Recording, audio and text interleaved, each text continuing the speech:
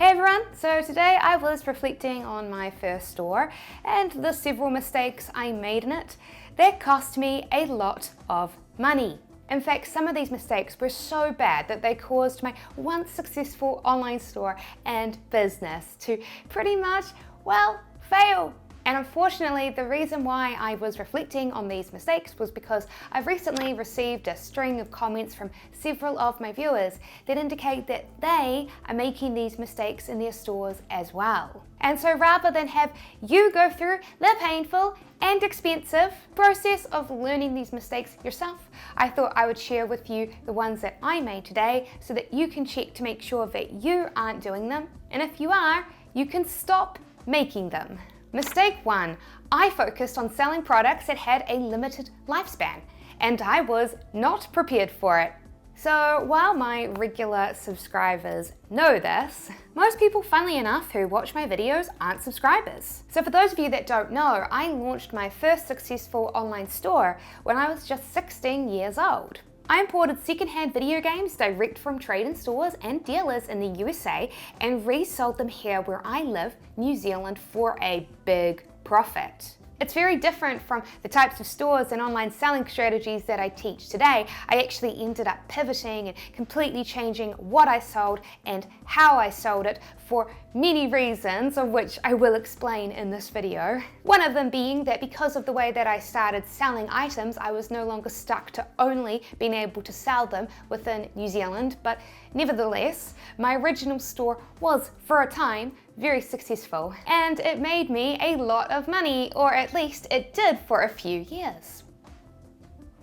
Yep, my store's bread and butter was importing and reselling video games for this video game system, the Nintendo DS. Back in the day, you could buy a Nintendo DS game in the United States and then play it on a New Zealand Nintendo DS. This, however, was unusual. Most other video game systems have not allowed you to do this. Blocking you from doing that is called region locking. Yeah, the reason why Nintendo has historically usually chosen to block people from doing this is so that they could charge higher prices in smaller countries like New Zealand and force us to have to pay those prices. And so it surprised pretty much no one when Nintendo released their successor, the Nintendo 3DS, a few years later and removed the ability to play international games on it. By doing this, not only did Nintendo remove the ability for New Zealanders to play cheaper imported games, but they also removed my ability to keep making money from the items that I was selling.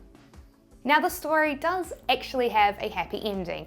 I ended up pivoting and selling a completely different type of item in an evergreen niche. I ended up selling modding devices that allowed you to play imported foreign games on your systems even if they were region locked. So I'm sorry Nintendo, but you can't stop us. But nevertheless, I was not prepared for the pivot, and in the in-between time of selling different types of items, I ended up having to get a job to tide me over.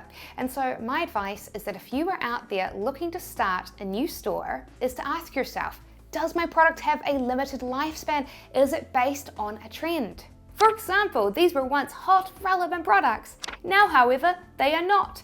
So if you're selling a product with a limited lifespan, that's okay. It can still make you a lot of money, but keep in mind, you will eventually need to pivot and you should be prepared for it. Mistake 2, I focused on selling one-off products. So here's the thing, most people do not switch out their mobile phone case. My phone case has multiple parts to it. There is no way I'd take the time to take it off just so that I could have a different colored phone for a day. Now don't get me wrong, some people might switch them out occasionally if they find a new one that they like, but it's not like with t-shirts where you wear a new one every day. And so if you build a store around mobile phone cases, if a customer comes into your store and buys one, chances are they'll buy one and that's it. Now back to my original store, I was selling video games and for quite some time, only video games. So what would happen is people would come into my store and then go and purchase the video game that they wanted and that's it. Now let me ask you a question. Why on earth would you need 2 copies of this single player game here? The answer is that you don't. Once you have this game, that's it. There's no advantage to having 2 or more copies of the game, which is a real shame because one of the easiest ways to drastically increase your profits and your average order value as an online store is to get customers to purchase multiples of the same items. Let me ask you another question. Why would people want to purchase multiples of these LED light-up dog collars? The answer is, of course, because many people have multiple dogs. This is a big reason why my friend Adrian made literally hundreds of thousands of dollars dropshipping them from China and charging 3 to 4 times the price. My favorite Shopify app for encouraging customers to purchase multiple of the same items is discounted pricing from Booster Apps. What this app does is it easily lets you add a discount table to a product listing, and it will calculate the discount for the customer. You can then give people discounts for purchasing multiple items in bulk, greatly increasing the chances that they'll think, hey, why not, and add extra copies to their cart. It's how I've been able to get customers to make orders like these, where they bought 4 of the same item at once. Of course, even though I would have always had the advantage that customers were unlikely to have ever bought more than 1 copy of the same game, it would still have been fine to build my store around this niche if I hadn't made the 3rd mistake. But before I tell you what that mistake is, if you are enjoying this video and you would like even more videos on how to make money online with an online store, then be sure to subscribe and click that little notification bell next to it so that you don't miss out on any of our videos. Mistake 3, I didn't have any upsells. Yeah, for a long time, I just didn't have any. Yeah, like, to be honest with you, I can't defend that at all. The only thing I can say is that I was 16 and I was pretty dumb. Hey there, we see that you're interested in purchasing that MacBook. Do you know what else you'll need? A sleeve for it to keep it sparkling clean. And don't forget to buy a bag to carry it with. However, will you manage without one? And really, for most stores out there, this is the true way that they make serious money. It's not by having customers come in and purchase 1 item, it's having them come in and purchase multiple items. And yes, one way to do that is by getting customers to buy multiples of the same item, but it's not the only way. If you are like me and you're selling items that are one-off purchases like video games, then think about other ways that you can encourage customers to purchase other different items from you. And trust me, you can get pretty creative when it comes to upsells, even if it feels impossible. For example, yes, I did initially make this mistake, but I did figure out that I was making it after a while. So let me ask you another question. I didn't just sell Nintendo DS games, I would also sometimes sell older Game Boy games too, such as Pokemon Yellow. If this was an item that you were selling, what upsell could you offer for it? Well, I can imagine that some of you watching there are thinking, well, obviously the customer likes Pokemon, so why not offer them Pokemon merchandise like a Pokemon t-shirt, or sell them Pokemon toys, and hey, you could have tried selling them Pokemon socks. And well, you know, funnily enough, you can buy all of these products on AliExpress to dropship and resell right now. Just one problem, of course, all of it is illegal. These AliExpress manufacturers are breaking copyright law by producing them. Yeah, there just wasn't an easy way for 16-year-old Sarah to get her hands on a bunch of legal Pokemon merchandise to sell. So here's what I ended up actually doing. In Pokemon games, you run around the game finding Pokemon and collecting them, which you can then use to battle your friends. I quickly figured out that a lot of my older customers were purchasing these old nostalgic Pokemon games, not for the collecting side, but for the battling side. And so when a customer bought a copy of Pokemon Yellow from me, I'd say, hey, I can send you a cart that has 6 Pokemon you want already included on it. And yes, that includes hard to find, hard to catch legendaries. And you know what? A lot of people said yes. This doubled my average order value. I'd then take my cheating device and in a matter of minutes, install the Pokemon into their game and then ship it out to them for the higher price. I didn't realize that what I was doing at the time had an actual name, upselling, but once I figured it out, I started making drastically more money from my Pokemon games. But all of this really highlights one big disadvantage that I had with my old store. Mistake 4, I didn't have a reliable source of products. To run my business and grow and scale it, I needed a constant stream of products. To achieve this, I had an ongoing relationship with a bunch of secondhand mom and pop stores in the USA who would sell and ship me their games. I would usually get a discount for purchasing them in bulk, and considering how hard it was to import products back in the day, it was a pretty complex operation for a 16-year-old. Nevertheless, while it was a pretty neat operation for someone my age, it still wasn't a very good one. I was completely reliant on customers trading in their games to the stores that I had a relationship with. And some weeks, they would trade in lots of games, and some weeks, they'd trade in none. That is why my advice to you is that while thrifting and retail arbitrage can be a good way to learn the ropes of buying and selling, it isn't a reliable source for products in the long term. And this is a very big reason why, of course, I moved from selling video games into selling modding devices like mod chips when I revamped my store. With these, I could purchase them direct from the manufacturer, and so I always had a constant, steady stream of products. Not only did that mean then that my income was stable, but it meant that I could actually grow and scale my store. And it was through this that I discovered that some manufacturers will let you do something magical called drop shipping. Dropshipping is when a supplier will let you list items that they manufacture for sale in your store. When a customer buys one of those items from you, the supplier will let you purchase that one item from them. They will then ship it out directly to the customer.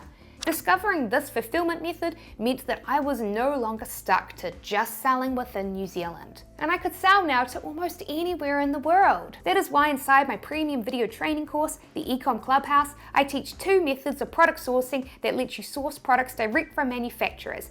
Dropshipping and something called print on demand, and they let you sell to, again, almost anywhere in the world. And I'll have a link to the Ecom Clubhouse in the video description. Mistake 5, I was really lazy at shipping out my products. I honestly have absolutely no excuse here. When customers bought products from my store, I was really bad at shipping out those products on time. And while I was actually surprisingly good at placating customers with follow-up emails if they emailed in and complained, the truth is that I probably lost a lot of repeat buyers and thus lost a lot of potential sales as a result. That is why I always recommend that if you're doing print on demand and using a service like Printify that lets you choose which manufacturer you work with, try and choose suppliers with faster shipping and production times. And if you're doing AliExpress dropshipping, be careful to only work with suppliers with a proven history of happy customers getting their items on time. Mistake 6. I was really bad at doing things that I didn't want to do. You know, when I was 16, I was surprisingly good at creating product page copy, which is kind of a miracle because most people I see when they start an online store are really, really bad at it. But you know what I was not good at? I was really lazy with taking and uploading product images.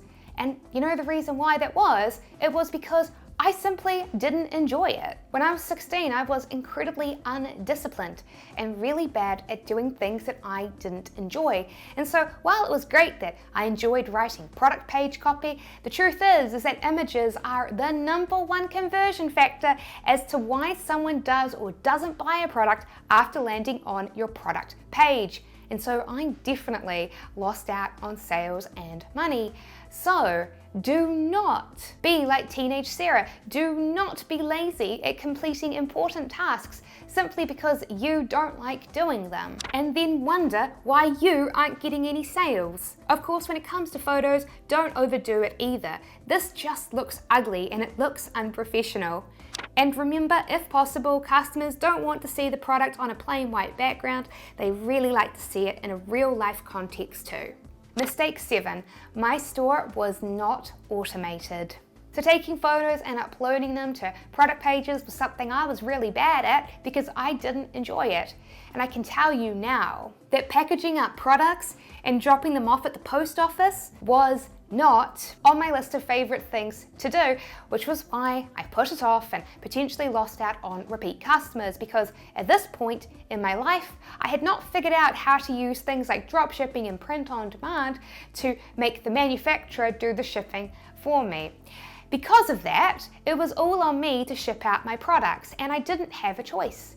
Well, sort of. You see, that's kind of not true. In reality, I could have massively automated the shipping part of my business if I'd just taken a little bit of time to do a little bit of research into it. Here in New Zealand, while our public post office doesn't offer the service, a private company called Fastway does. They'll let you put packages outside your front door, and then they'll pick up those packages and they will ship them out for you.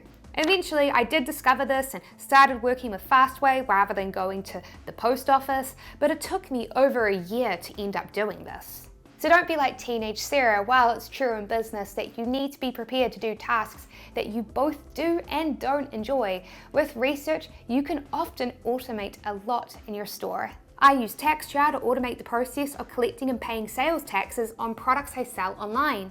And Oberlo is my favorite app for beginners to automate the process of ordering items from suppliers and shipping them out to customers when dropshipping. And print-on-demand apps like Printify will connect with Shopify and WooCommerce stores to be automatically notified of sales. When they see them, they'll produce and ship them out for you, totally hands-off. And if you're producing products yourself or buying them in bulk, ShipBob is a great service that I use. You can store items in their warehouse, they'll track your store for sales, and when they see a sale, they'll automatically pick the items you're storing in their warehouse, package them, and ship the package out to the customer for you, all automated. You see, when I was younger, I still had a lot of lessons to learn in business. And one of the lessons that I still had yet to learn is that in life, you don't get rich by hoarding your money, you get rich by hoarding your time. If you can learn how to use apps and stuff to automate your store, then you can free up your time and then you can use it to create another money-making store. And another one, and another one. And as you grow and scale your stores, your money grows and grows and grows. So yes, while I did eventually learn from my mistakes, it was not fun to watch my sales plummet in the meantime. So hopefully you will learn from my mistakes and you won't make them yourself. And if you like this video and you would like even more training on how to create your own online store, then be sure to download our free ebook, The 6 Steps That Six-Figure Online Stores Follow to Make Over $10,000 a Month. And you can find a link to download that ebook in the video description below.